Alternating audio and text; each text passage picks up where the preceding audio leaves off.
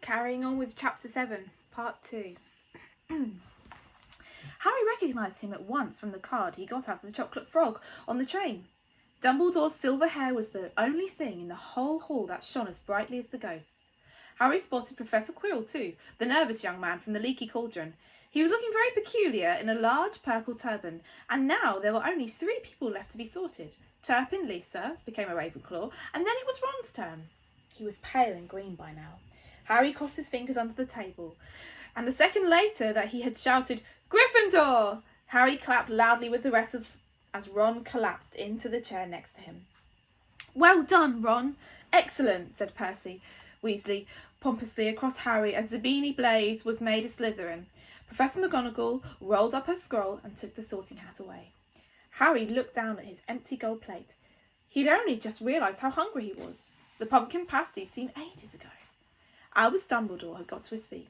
He was beaming at the students as his arms opened wide, as if nothing could have pleased him more to see them all there. "Welcome," he said. "Welcome to a new year at Hogwarts. Before we begin our banquet, I would like to say a few words, and here they are. Nitwit Bludder, Oddment Tweak." "Thank you." He sat back down. Everybody clapped and cheered. Harry didn't know whether to laugh or not. "Is he mad?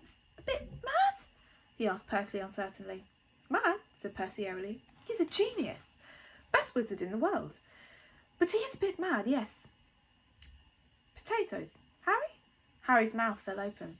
The dishes in front of them were now piled with food. He'd never seen so many things he'd like to eat on one table. Roast beef, roast chicken, pork chops and lamb sausages, bacon, steak, boiled potatoes, roast potatoes, chips, Yorkshire puddings, peas, carrots, gravy, ketchup, and for some strange reason, mint humbugs. The Dursley had never exactly starved Harry, but he'd never been allowed to eat as much as he liked. Dudley had always taken anything that Harry really wanted, even if it made him sick. Harry piled his plate with a bit of everything, except the humbugs, and began to eat. It was delicious. "That does look good," said the ghost in a ruff sadly, watching Harry cut up his steak. "Can't you?" "I haven't eaten for nearly 500 years, said the ghost. "I don't need to, of course, but one does miss it. I don't think I've introduced myself. Sir Nicholas de Mimsy Porpington, at your service. Resident Ghost of Gryffindor Tower." "I know who you are," said Ron suddenly. "My brother's told me all about you. You're nearly Headless Nick." "I'd prefer you to call me Sir Nicholas de Mimsy," the ghost said stiffly. But sandy-haired Seamus Finnegan interrupted. "Nearly headless? How can you be nearly headless?" Sir Nicholas looked extremely miffed as their little chat wasn't going at all the way he wanted. "Like this," he said irritably. He seized his left ear and pulled. His whole head swung off his neck and fell to his shoulder, as if it was on a hinge. Someone had obviously tried to behead him, but not done it properly. Looking pleased at the stunned looks on their faces, Nearly Headless Nick flipped his head back onto his neck, coughed and said, "So, new Gryffindors, I hope you're going to help us with the House Championship this year. Gryffindor has never gone so long without winning. Slytherin have got the cup 6 years in a row. The bloody Baron's becoming almost unbearable. He's a Slytherin ghost." Harry looked over at Slytherin table and saw a horrible ghost sitting there with blank staring eyes, a gaunt face and robes stained with silver blood. He was right next to Malfoy, who Harry was pleased to see didn't look too pleased with the seating arrangements. "How did he get covered in blood?" asked Seamus with great interest. "I've never asked," said Nearly Headless Nick delicately.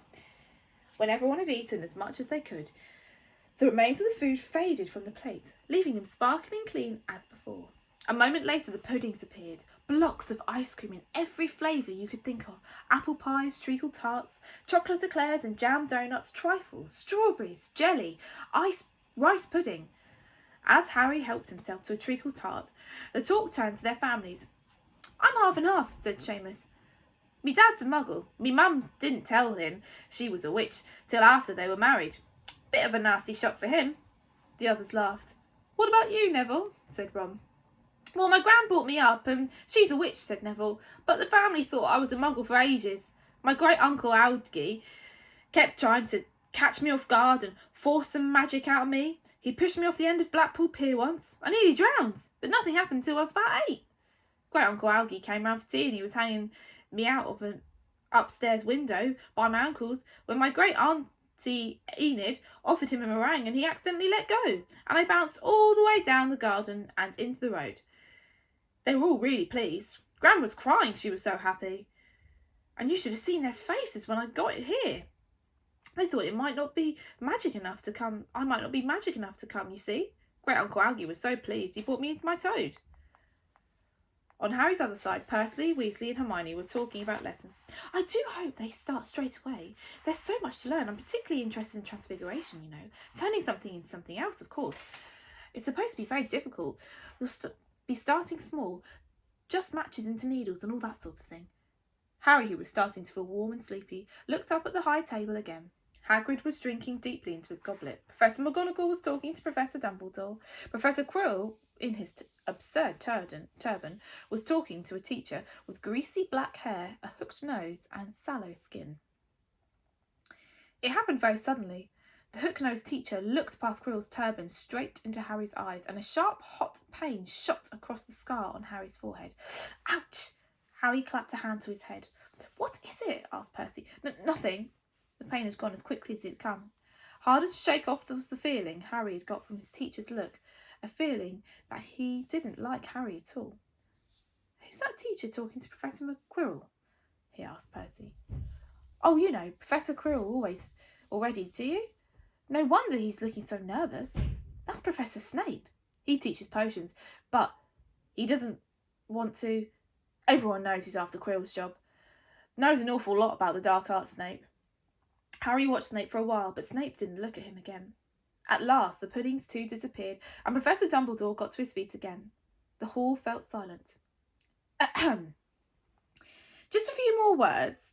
Now, we're all fed and watered. I have a few start of term notices to give you. First years should note that the forest in the grounds is forbidden to all pupils, and a few of our older students would do well to remember that as well. Dumbledore's twinkling eyes flashed in the directions of the Weasley twins. I have also been asked by Mr. Filch, the caretaker, to remind you all that no magic should be used between classrooms in the corridors. Quidditch trials will be held in the second week of term. Anyone interested in playing for their house teams should contact Madam Hooch.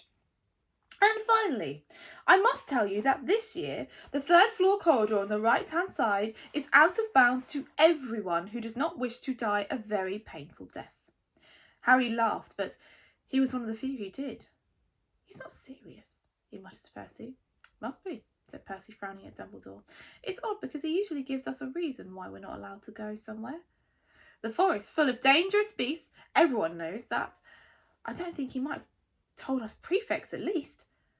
And now, before we go to bed, let us sing the school song, cried Dumbledore. Harry noticed the other teachers' smiles had become rather fixed.